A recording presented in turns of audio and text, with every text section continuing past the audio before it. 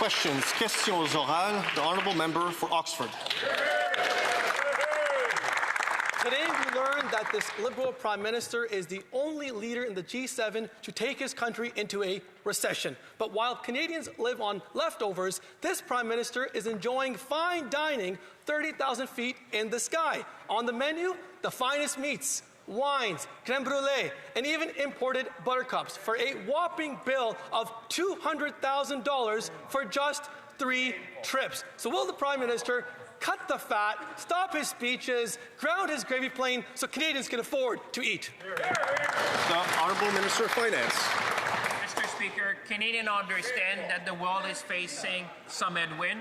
Canadians understand, Mr. Speaker, in the words of the International Energy Agency, that we have the most severe energy crisis in the world. But on this side of the House, Mr. Speaker, we have a plan. We have a plan to make generational investment in housing, in infrastructure, in productivity and innovation. We have a plan to support workers, Mr. Speaker, and we have a plan to support Canadians with affordability. On this side of the House, Mr. Speaker, we're going to keep on working to build the strongest economy in the G7. The honourable member for Oxford. Mr. Speaker, the Liberals' message to Canadians is suck it up, buttercup, because excuses on tariffs won't work anymore. Canada is the only country in the G7 to be in a recession. Food bank usage is at record highs. Families are cutting back on their groceries. They're cancelling their summer plans, and they're skipping meals just to get by. But what does this Prime Minister do? He blows $200,000 on fancy meals for himself. So does the Prime Minister not realize that this is Canada, not Brookfield, and the taxpayers are not his personal bankers? The Honourable Minister of Finance. Mr. Speaker, it is disconcerting to see the Conservative talking down the Canadian economy, Mr. Speaker. I have confidence in the Canadian economy, Mr. Speaker. I have confidence in our workers. I have confidence in our industry. I have confidence in our plan, Mr. Speaker. We have made record investment, generational investment in infrastructure, in housing, in productive and innovation. We have made generational investment to support workers. We have made investments to support Canadians in terms of affordability, Mr. Speaker. They can shout as much as they want. Canadians know that we have their back. The honourable member for Calgary-Midnapore. Well, Canadians have had it with this Prime Minister's costly credit card budget. The deficit is $65.3 billion, and this year Canadians will pay $58.7 billion on debt interest. Food inflation rose 3.8% in April, with gas prices surging 28.6% last month alone. Canada is the only G7 nation in a recession. The Prime Minister is more focused on his American stock portfolio and his friends at Brookfield than Canadians. How many more negative quarters of growth will it take for him to change course? The Honourable Minister of Energy and Natural Resources. Speaker, in that question, I think there were at least 3 conspiracy theories going on in that head. What we're doing is we're trying to build Canada strong. That's why we're building nuclear in Ontario. That's why we're building new wind and transmission in Nova Scotia and New Brunswick. That's why we're building new LNG and mines in British Columbia. That's why we're building everywhere across this country. That's why we're working with provinces and Indigenous peoples to respond to what we can control. They should get off the conspiracy theories and start working to build Canada. The honourable member for Calgary-Midnapore. The hypocrisy is palpable. Canadians were promised relief, but the Prime Minister's costly credit card budget is driving up costs for Canadians while driving investment away. $20 billion of investment has left Canada in the last 4 quarters alone. Over $1 trillion has left since 2015. As a result, Canada is the only G7 nation in a recession. Instead of his friends at Alto and Brookfield, the Prime Minister should put Canadians first so that they can finally get ahead instead of constantly being left behind. How many more quarters of negative growth will it take for him? The Honourable Minister of Energy and Natural Resources. Speaker, they really have to stop these conspiracy theories. When Canadian companies invest abroad, they're building strong. We've got the biggest single foreign investment in this country in over 2 decades. We look at Shell, who just invested $20 billion in this country. They can't actually see beyond their conspiracy theories. Mr. Speaker, we are building in every province in this country. They should start helping. The honourable member for Montmorency, Charlevoix. Mr. Speaker, people like Noël Richard, Christiane, Aaron all ask the same question. Why is it that asylum seekers, even those whose applications have been rejected and who should no longer be in the country, have access to free health care, while taxpayers like these people can't even get a GP? The interim federal health program has risen from $211 million to $1.5 billion in less than 10 years. Does the Minister of Immigration find it acceptable to offer free health care to non-residents while Quebecers can't even have access to a doctor? The Honourable Minister of Finance. Mr. Speaker, we are always available to look at the various programs that exist. My colleagues should be reassured by the fact that we identified $60 billion in savings throughout the various government departments. We understand that Canadians and Quebecers have been tightening their belts over the last while, and that's what we need to do at the federal level. We're always working to find savings within the government, to do more through technology, to improve our processes, and Canadians know we will always be there to help them. The honourable member for Montmorency, Charlevoix. Mr. Speaker, the vast majority of firearms used to commit crimes in Canada have never been legally owned and are mostly here through contraband. In over 80% of firearm homicides in 2024, the accused did not hold a valid license. As for the rest, the offences are largely linked to issues of mental health. Instead of investing in prevention, mental health, border security, tackling street gangs, the Liberals talking about spending $1 billion to target honest citizens. Why are the Liberals wasting taxpayers' money on programs that don't work? The Honourable Government House Leader. Mr. Speaker, it is precisely to support people who are acting legally with firearms that we are taking action. The real question is, why is it that 100% of the time Conservatives are opposed to each and every measure we put forward to limit assault-style firearms on the streets in Canada, to limit crime every time we try to do something to counter these criminal activities? We deal with headwinds from the Conservatives. Of course, we want to support legal owners of the honourable member for Berthier-Masquinongé.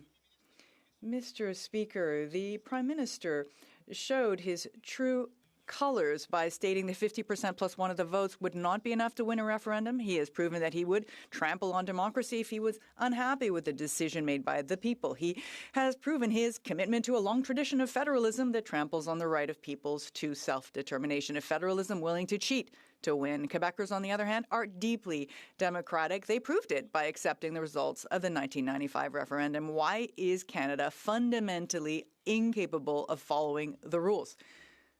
The Honourable Government House Leader. Let's look back at the last few weeks in Quebec, Mr. Speaker. We had the largest order of aircraft from Airbus in Mirabel in the history of Canada. We have the start of the Nouveau Monde graphite work in this area. Lots of opportunities for employment there. The ports, we are focusing on the economy and opportunities for Quebec. What is the Bloc Québécois talking about? Rupture, instability, separation, referendum. The honourable member for Berthier-Masquinongé. Mr. Speaker, the Prime Minister himself is the one who started this debate, not the Bloc Québécois. He referred to clarity, and he did so regarding a referendum in Alberta that the law doesn't even apply to. He can't help himself. He's absolutely determined to show that he won't respect democracy if he's not happy with the citizen's choice. The fact that he's so eager to launch this debate when it wasn't even necessary is telling, very telling. Why is he in such a hurry to prove he's willing to cheat to win? Government House Leader. Well, let's talk about democracy, Mr. Speaker. Let's talk about the process. There will be elections in Quebec in the fall. We haven't even got to that. Those elections, the equivalent party to the Bloc Québécois at the provincial level we have yet to see where things stand with them. Even if the Bloc Québécois does want to provoke a rupture, a separation, a secession that would destabilize the economy of Quebec. The Honourable Member for Laurentides-Labelle.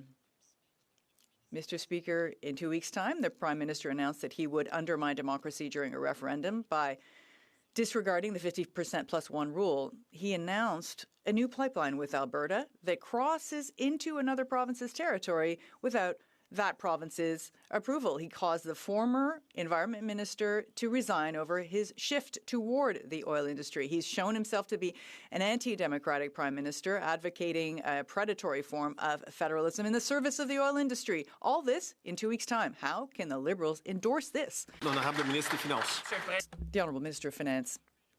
Well, if we want to talk about the announcements from the Prime Minister in Quebec over the last 2 weeks, let's talk about Global Eye, Mr. Speaker. This is an aircraft that will be built by a true flagship of the Quebec economy, Bombardier. Let's talk about Nouveau Monde Graphite, the largest graphite mine in all G7 countries, Mr. Speaker. And the Prime Minister himself was announcing that. On this side of the House, Mr. Speaker, we will always fight for investments in Quebec to build a stronger Canada together. I'm old Ladysmith. On World Hunger Day, food security organizations came to the Finance Committee and told us that more people from more demographics are using food banks more often in Canada. 43% of Canadians now say that the cost of groceries severely affects their ability to access food, and food inflation in Canada remains the highest in the G7. The Prime Minister promised to lead, and he did, straight to the only recession in the G7. More costs, more taxes, more debt on the national credit card. When's the Prime Minister going to show us that he's not just another Liberal and get serious about reducing the cost of food? Hear, hear. The Honourable Parliamentary Secretary to the Minister of Agriculture. Mr. Speaker, talking about seriousness, Canadian knows we are in the middle of a global economic disruption. Our Prime Minister is a serious person. He's working hard. He already cut taxes for 20 million Canadians. He also launched the National Food School program that helped families with affordability. And in addition, he proposed to launch very soon a national food security strategy that it really help families during this time of crisis. The Honourable Member for Nanaimo Ladysmith. 2 quarters of negative growth mean we're the only G7 economy in a recession. Excuses and deflection won't cut it. StatsCan has the receipts. Liberals chose to add more debt, more spending, more people. By doing that, they created more pressure on housing, healthcare, and food costs than the system can bear. Every dollar this government adds to the national credit card eventually shows up in the grocery aisle. And when the only thing growing faster than grocery prices is the lineups at the food banks, it's no wonder these Liberals have stopped talking about the middle class and those seeking to join it. The Honourable Parliamentary Secretary to the Secretary of State for Jobs and Families. Mr. Speaker, in that member's own riding, next Friday, over 36,000 of her constituents are going to receive the Groceries and Essentials benefit. That's up to a $530 payment for a couple in her riding. Mr. Speaker, that is part of this government's plan to make life more affordable for Canadians, part of a plan that includes efforts not only to make life more affordable, but to grow our economy as well. I hope that she asks some of those 36,000 constituents whether they appreciate receiving the Groceries and Essentials benefit. The Honourable Member for Lethbridge. Well, after 11 years of Liberal spending, Canada is in fact the only G7 country in a recession. While 1 in 3 working Canadians are going into debt just to put groceries on their table, the Prime Minister at 30,000 feet is spending $95,000 on in-flight food. We're talking about braised beef, we're talking about special buttercups and fine wines. Deficits have doubled. Costs keep going up, and Canadians are falling behind. So when will this Liberal government admit its failure and reverse course? The Honourable Parliamentary Secretary. Mr. Speaker, as we know, Canada has been especially dependent on the relationship with the United States. That relationship is experiencing a rupture. The global economy is experiencing a rupture. The result is, if we're going to be serious about these matters, that we must do, if they want to listen to Liberals, that's fine, they should listen to Stephen Harper. Work together to better this country. Work together to find ways to ensure our future and our children's future, Mr. Speaker. That's exactly what the Prime Minister is doing. Diversification is a priority, building this country up, focusing on our resources, focusing on the infrastructure that will get our resources to market. The honourable member for Lethbridge. Those same global problems are being experienced by all countries within the G7, but only Canada's leader, only Canada's Prime Minister has led this country into a recession. Only Canada. But he's not worried. But why would he? He's fine. He's fine because, again, he's enjoying fine wine and he's enjoying braised beef and he's enjoying luxury Normandy buttercups, whatever the heck that is. That's his reality. But that's not the reality of Canadians. Canadians are lining up at food banks like never before. Canadians are defaulting on their mortgages and Canadians are declaring bankruptcy. When will this government wake up to reality, the reality that is faced by everyday Canadians, and do something about it? The Honourable Parliamentary Secretary to the Minister of International Trade. Thank you, Speaker. I think, Speaker, Canadians recognize that we are living in some really economic uncertain times, that there is unjustified tariffs on Canadian auto and steel and lumber and aluminum, that there is a war that's going on in the Middle East that is impacting our economy and the global economy.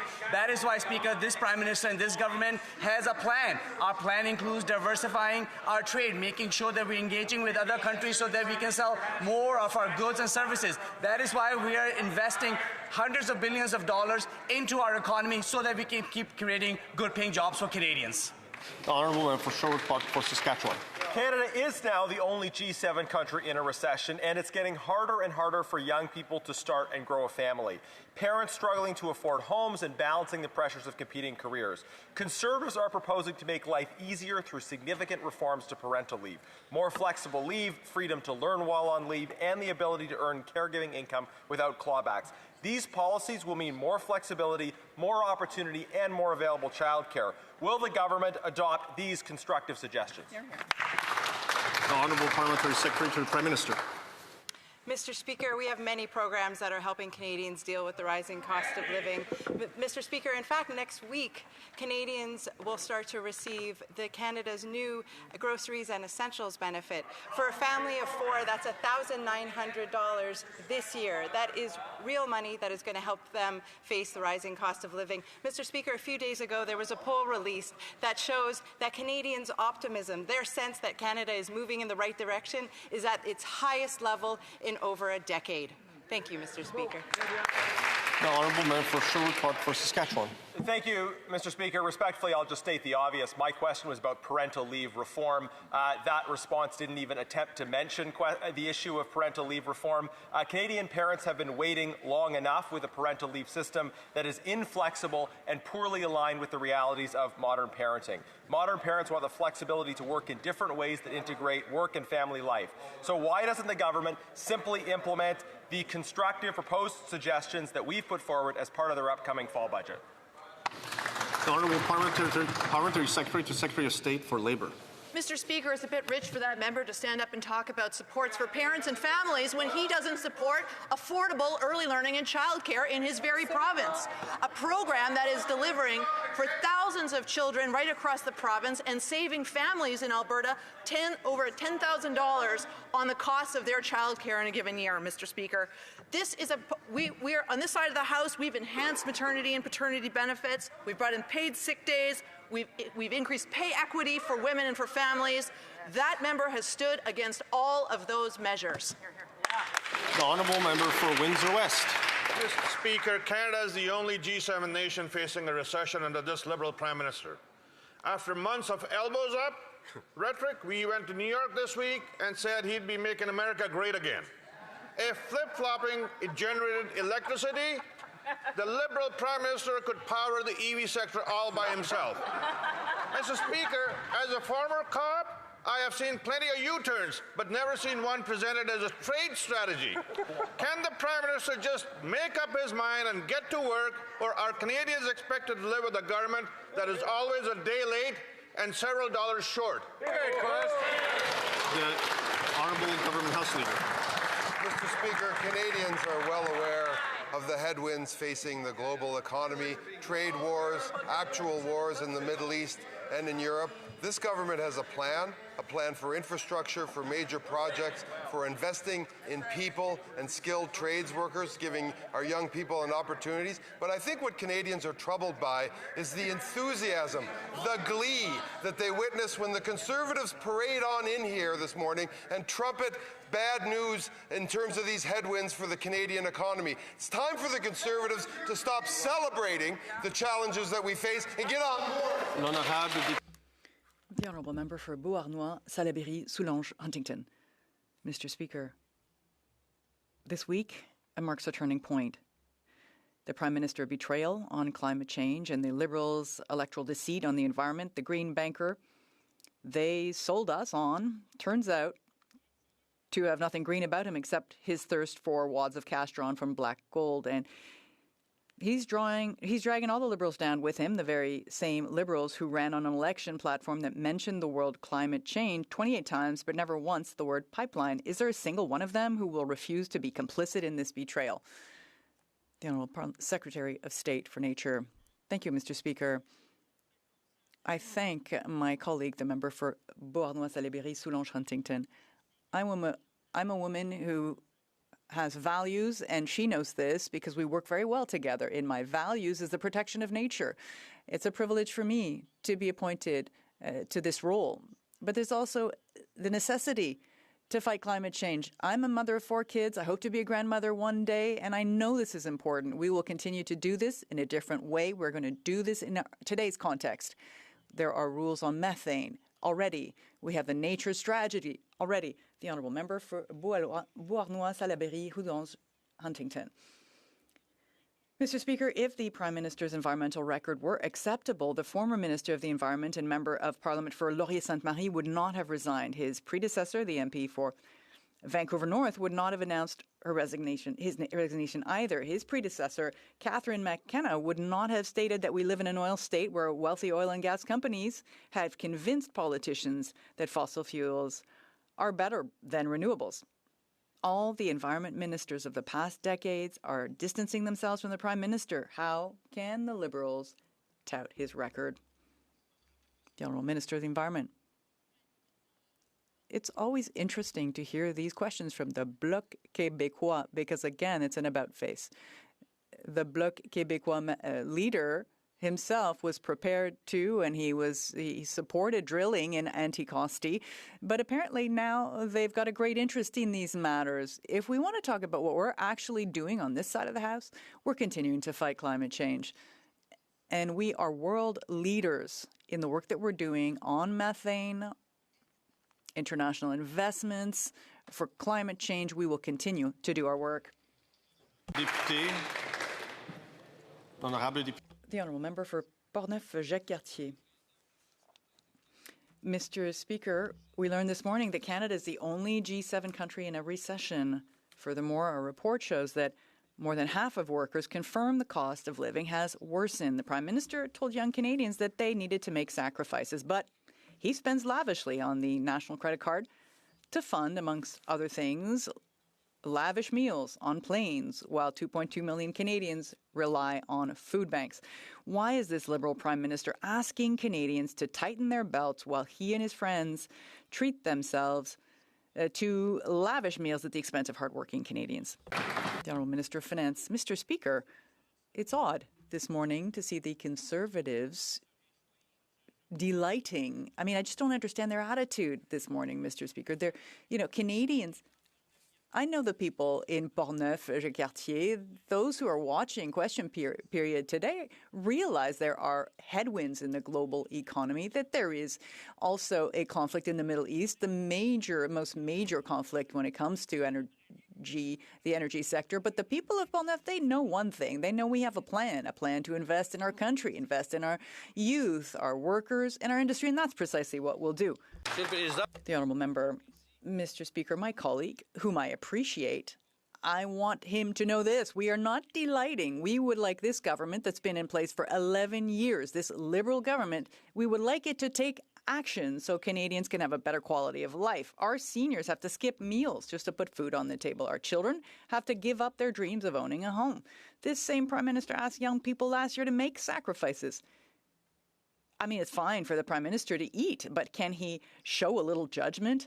There's a huge difference between bologna and caviar. Can the Honourable Parliamentary Secretary.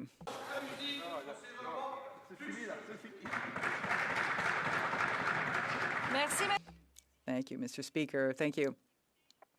Look, more rhetoric from the other side. On this side of the House, we know that the cost of living, the cost of housing, and food are extremely important for Canadians. We've got a tax cut for 22 million Canadians. There's also going to be the groceries and essentials benefit next week. The Canada Food Program, 400,000 young people. Build Canada Homes has agreements for tens of thousands of units to be built in the next few weeks. They voted against all of this. Why do they show such contempt for Canadians? Why won't they get out of this echo chamber and listen to Canadians? The Honourable Member for Louis Saint Laurent at Gwenrac. This morning,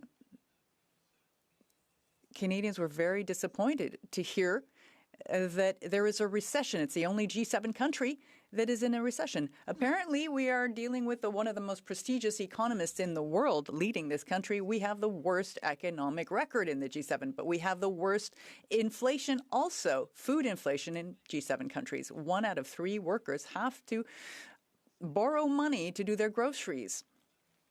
But the Prime Minister can spend $180,000 on 3 flights. Is the Minister of Finance proud of this Prime Minister when he's telling people that they have to tighten their belts? Let's be clear. Canada is not in a recession, Mr. Speaker. I could have said per capita, the GDP has increased in the first quarter, but I won't say that. I had also said that financial markets have completely sidestepped that message. There's absolutely no agitation of financial markets on this front. But what I can say is that the Canadian economy is directly impacted by the trade war, directly impacted by the war in the Middle East. The costs of fuel are very high. Investment is down because of the uncertainty. The Honourable Member. The Honourable Member. How can the Parliamentary Secretary say something that simply does not reflect the truth? Are my colleagues aware of Statistics Canada? It's a Government of Canada agency, and they are saying that Canada is the only G7 country that is in a recession at a time when all G7 countries are facing the same challenges. But Canada is the only country that is in a recession. How can the Parliamentary Secretary say the opposite of the truth? Canadians are tired of this type of lie. The member for Louise Saint Laurent at Gwenrac knows very well that we cannot use the word lie in this House. We cannot say that another member's words were a lie. I would remind the member of this. The Honourable Parliamentary Secretary, please. Order. What is this? From the top. Monsieur le Président, I believe this is straight harassment from that side.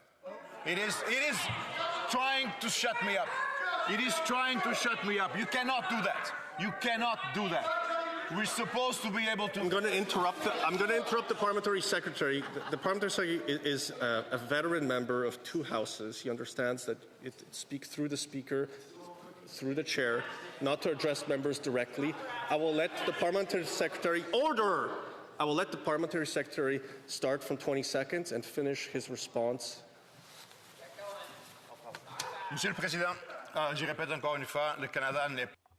Mr. Speaker, I will repeat once more that Canada is not in a recession. That is not what Statistics Canada said. There is no agitation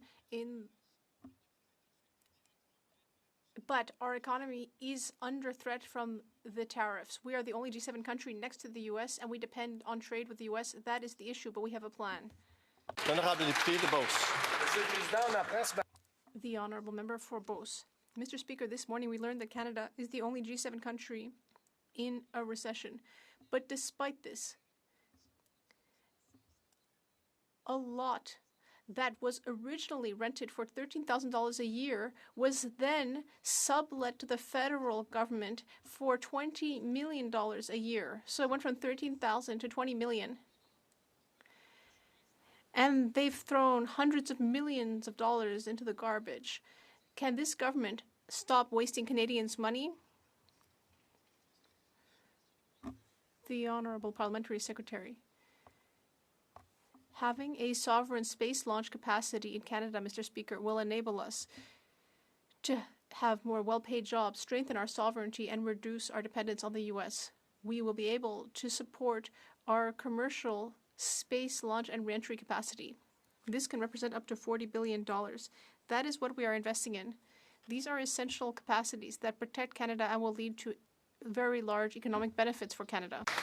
Mr. Speaker, the Victoria Cross is the highest military honor Canada awards for acts of extraordinary valor.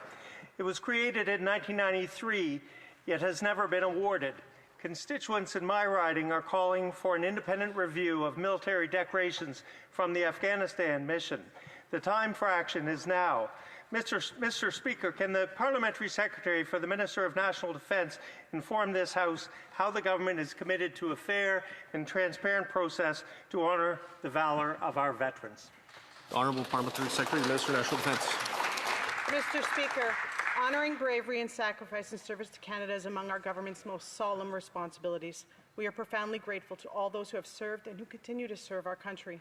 Military honours, including Canada's Victoria Cross, are subject to a thorough and rigorous review process by the Canadian Armed Forces.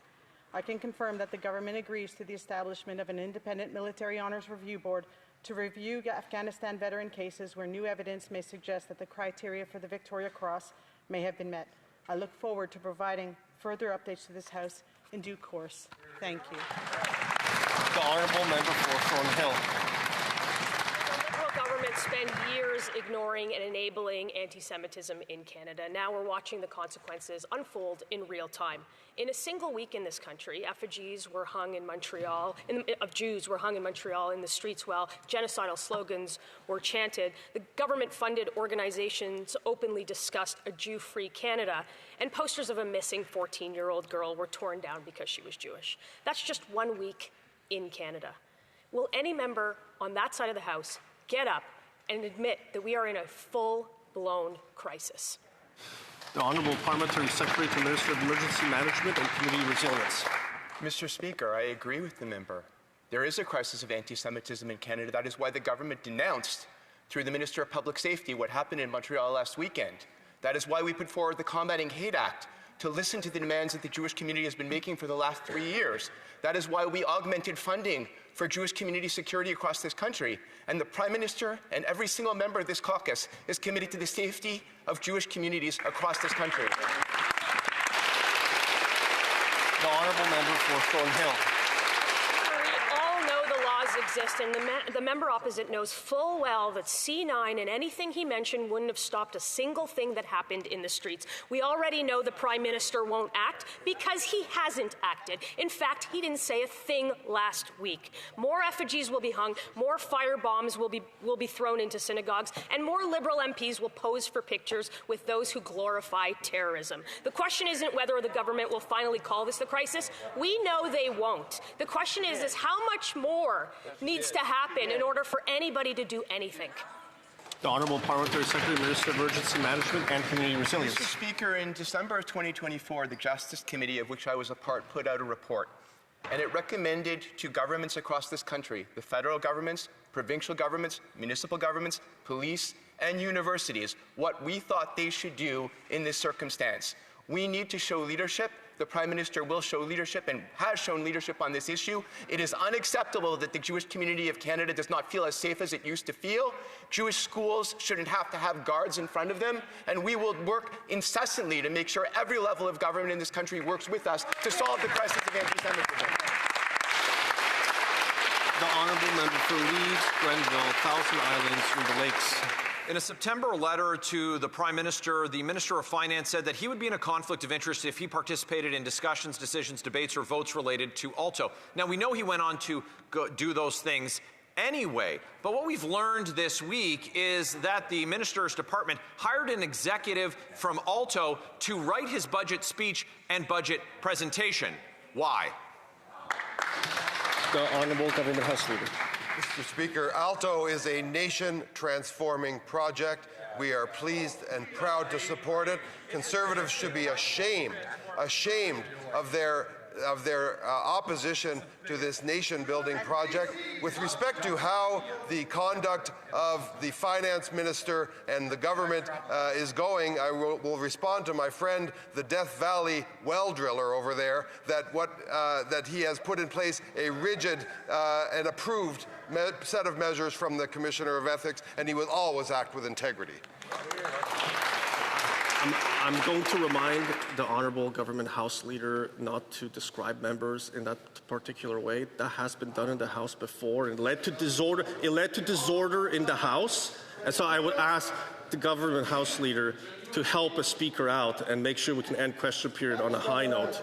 With that, the Honourable member for Leeds, Grenville, Thousand Islands, Rideau Lakes. In a surprise to no one, the Government House Leader lowering the decorum in this House at the same time that he's also unleashing devastation on communities across Ontario and Quebec. The expropriation of farms, homes, businesses, the destruction of environmentally sensitive land like the Frontenac Arch Biosphere with a program that will cost more than $90 billion while they let atrophy Canadian infrastructure and services like Via Rail, which services the same communities that Alto will pass by while destroying. Why won't they invest in Canada instead of destroying?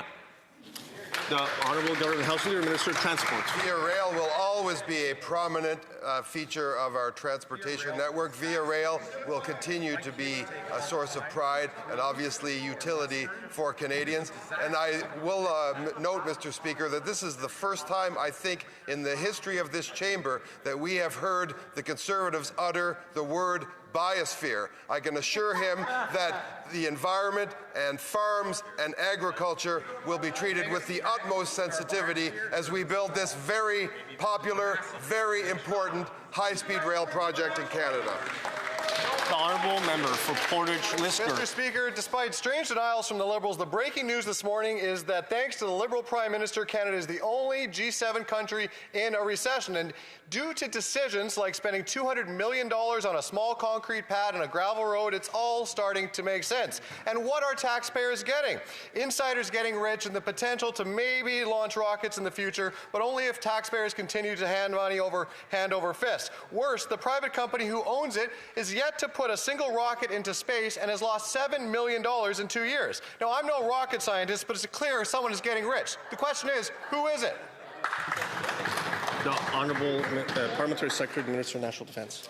Mr. Speaker, establishing Canadian sovereignty space launch capabilities is essential for us, not only in terms of our defense capabilities, but in terms of our ability to also detect wildfires, detect atmospheric issues. This is incredibly important for Canada. The Premier of Nova Scotia is in support. The industry is in support. This is going to generate billions and billions of dollars in economic returns and create jobs. I don't understand why the Conservatives are against innovation.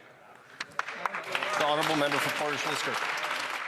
Immediately after the Liberals funneled $20 million to Maritime Launch Services for no work to a nearly bankrupt company, the board chair sold previously worthless shares, pocketing $1.8 million. That's what we're against, Mr. Speaker. Yet again, insiders getting rich while taxpayers get fleeced. No wonder Canada is the only G7 nation in a recession. This Liberal Prime Minister has led us straight there. The Liberals are willing to burn $200 million, or over 50 grand a day, on a concrete pad, a gravel road, a hope, and a dream. Will the Liberals finally just come back to earth and stop wasting taxpayers' money?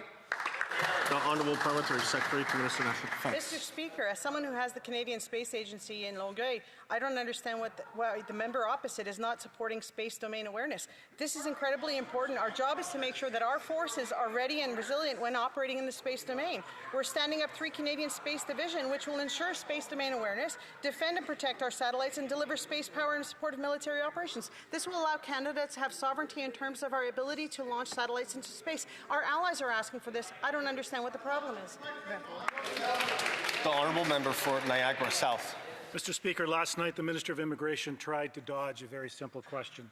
When asked whether taxpayer dollars are being used to buy hotels for asylum claimants, she attempted to rebrand them as reception centres. Canadians know the facts. Municipalities like Ottawa and Pickering have already used millions in public funds to purchase hotels to house asylum claimants. Changing the label does not change the reality. With Canada now the only G7 country in a recession, will the minister stop hiding behind bureaucratic language and finally confirm the Liberals are funding municipalities to purchase hotels for asylum? The Honourable Parliamentary Secretary, Minister of Immigration. Mr. Speaker, there is a pattern here with the Conservative questions on immigration. Instead of putting forward meaningful reform, that's constitutional, and I have great respect for that member. We work together on the Immigration Committee. But instead of putting meaningful reform forward, that's constitutional, they go back to refugees constantly. That is not an illegitimate issue, but the way they frame it rings familiar. It's right-wing populism. He knows, because we've heard at committee, that there's no merit to those points, Mr. Speaker. We're working with communities on long-term housing solutions for everyone, Mr. Speaker. Honourable Member for Niagara South. Mr. Speaker, with Canada now the only G7 country in a recession, Canadians cannot understand why this government continues wasting millions of dollars through government programs that fund municipalities to buy hotels for asylum claimants. A hotel does not stop being a hotel because the Liberals rename it as a reception centre. Canadians are tired of political spin and the word games that families struggle with rising costs and economic uncertainty. Will the minister stop misleading Canadians and answer this question directly? Is the Liberal government funding municipalities to buy hotels for... The Honourable Parliamentary Secretary, the Minister of Immigration. The member knows, because again, he works on the House of Commons committee responsible for immigration, that for some time now, in fact, hotels have not been used to resettle refugee claimants. We are certainly working with municipalities. We are certainly working with municipalities to assist in a variety of ways. And we know that the global displacement crisis that has been in effect since 2015 has certainly created challenges for Canada and other democracies. We are there for municipalities in response. We'll continue to do that. And I look forward to the report on the matter that's upcoming in committee as well. The Honourable Member for Red Deer. Mr. Speaker, there are 74,000 rejected asylum claimants still in Canada that the government refuses to deport under the bloated interim federal health program. The Liberals rejected them for a reason. Well, Canada is the only G7 country in a recession. These fraudsters still get taxpayer-funded health care, like physio counseling, and Canadians don't. End the handouts and the fraudsters will go. So when will this Liberal government cut the supplementary health care handout for these fake refugee fugitives and finally deport them? The Honourable Parliamentary Secretary to Minister of Immigration. Almost on cue. I guess he didn't have time to revise the question, Mr. Speaker. There they go again. On refugee claimants, Mr. Speaker. He knows that the interim, or should know, that the interim federal health program has been in existence since the 1950s, supported by successive Conservative and Liberal governments. Let's also continue on the facts, Mr. Speaker. Refugee claimants comprise less than 1% of the total population. That program, the interim federal health program, makes up less than 0.2% of total health care spending in Canada. We have an obligation to respond in a compassionate way, also in a responsible way. Honourable Député de Terrebonne. The Honourable Member for Terrebonne. Mr. Speaker, we know that solid, independent steel and aluminum sectors are essential for Canada's prosperity and security. But our Quebec metal processing businesses are currently dealing with unjustified tariffs from the U.S. Our government has recently announced regional tariff mitigation measures of a value of $1.5 billion, which will support our producers and invest in our Canadian workers. Can the Parliamentary Secretary for the Minister of Industry tell the House how our government is supporting these producers? The Honourable Parliamentary Secretary. I'd like to thank my colleague, the excellent member for Terrebonne, for this great question. Our aluminum processing businesses throughout Canada, and especially in Quebec, are facing difficulties having to do with American tariffs. Our aluminum processors are a pillar of the Quebec and Canadian economies, with $11 billion in revenue. That is why we have invested $20 million in Quebec. We have invested $20 million in Quebec aluminum producers as part of our overall tariff mitigation program. our government is taking concrete measures. So Williams Lake are once again sounding the alarm about rising crime, street disorder, open drug use, and repeat violent offenders terrorizing local businesses and families. Williams Lake City Council is holding an emergency public safety meeting after RCMP reported more than 1,400 calls connected to downtown core already this year. The Prime Minister promised Canadians safer communities, but after 11 years, people in Williams Lake feel less safe walking down the street, less safe opening their businesses, and less safe raising their kids. Will the Prime Minister stand the House today and finally admit his soft on crime policies have failed? Mr. President, I find interesting that the honourable member goes on onto that subject, since this government, within 1 year, has done more than any government before. C8 on cyber trade, C9 on heinous crimes, C12 on border security, yes. C14 on bail reform and more severe sentences, C16 on protecting victims and accelerating justice, and now C22, legal access. I hope this time they will vote with us. The Honourable Member for Caribou Prince George. Mr. Speaker, I don't know what fantasy world my colleague is living in, but there are bad people doing bad things to good people, and Canadians are fed up with it. Right, that's right. Mr. Speaker, I spoke up this week of a constituent who was run over, dragged down the street, and left for dead, and the perpetrators got off scot-free. Williams Lake City Council are actually considering sending all the criminals to another jurisdiction because of soft on crime policies. Wow. This is real. When will the Prime Minister admit his catch and release experiment has failed to keep repeat offenders off the streets? Honourable Government Houseman.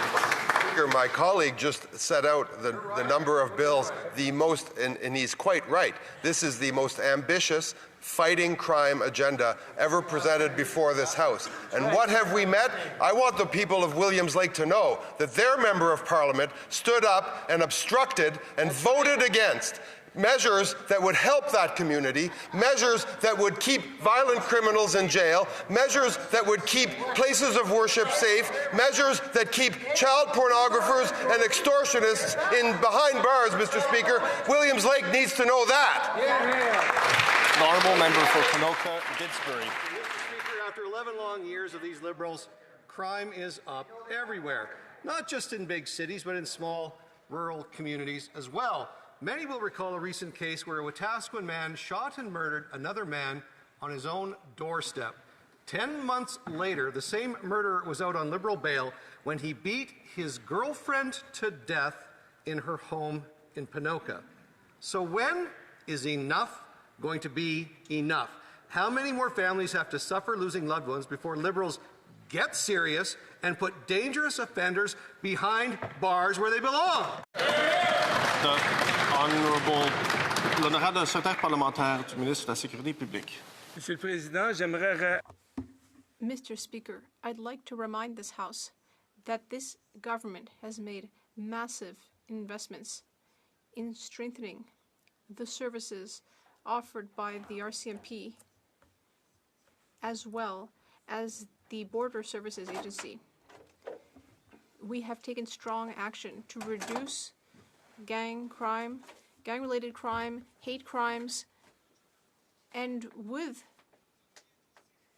C14, once that legislation comes into force. The Honourable Member for South Shore, St. Margaret's. Thank you, Mr. Speaker. Whether in rural Nova Scotia like South Shore St. Margaret's or the Yukon, Canadians know that strong communities depend on the basics, including homes people can afford, roads and water systems that work, local food security, and infrastructure that withstands a changing climate. Can the Parliamentary Secretary to the Minister of Northern and Arctic Affairs tell this House how our new government is working with Yukon partners to deliver real practical results in our northern rural communities? Thank you. The Honourable Parliamentary Secretary to the Minister of Arctic and Northern Affairs. Mr. Speaker, I want to thank this member from South Shore, St. Margaret's, for her leadership and incredible advocacy, not just for her riding, but for all of rural Canada. Canada's security and prosperity is rooted in the North, and the Yukon is central to how Canada builds and defends the North. Last week, the Minister of Housing and Infrastructure and I were in the Territory to announce investments of over $150 million in health and community infrastructure, as well as $100 million to deliver affordable homes through Build Canada Homes. From Nova Scotia to the Yukon, we're ensuring that Canadians have the tools, the power, and the housing to drive our own future. The Honourable Member for Windsor-Tecumseh Lakeshore. This Liberal Prime Minister is taking Canada into a recession, the only one in the G7. How does he respond? His latest in-flight catering bill for only 3 flights was $195,000. It's enough to pay for 2,600 food hampers at a Windsor food bank, enough for 36,400 days. While the Liberal Prime Minister led us into recession, he dined on luxury in-flight meals while Canadians were starving. How many more bad economic reports will it take for the Liberals to rein in their out-of-control, wasteful spending? Honourable Government House Leader. Well, of course, Mr. Speaker, the government follows all federal regulations when they travel, and that is an absurd allegation. The Conservatives read the same questions prepared by their leader 32 times a question period. And, Mr. Speaker, I think Canadians have taken note this morning of a very important thing. Conservatives paraded into this House with glee. As we know, Canadians face historic headwinds, wars in the Middle East, war in Europe, a trade war with our closest neighbour and trading partner. They know Canadians know that this government has a plan, Mr. Speaker.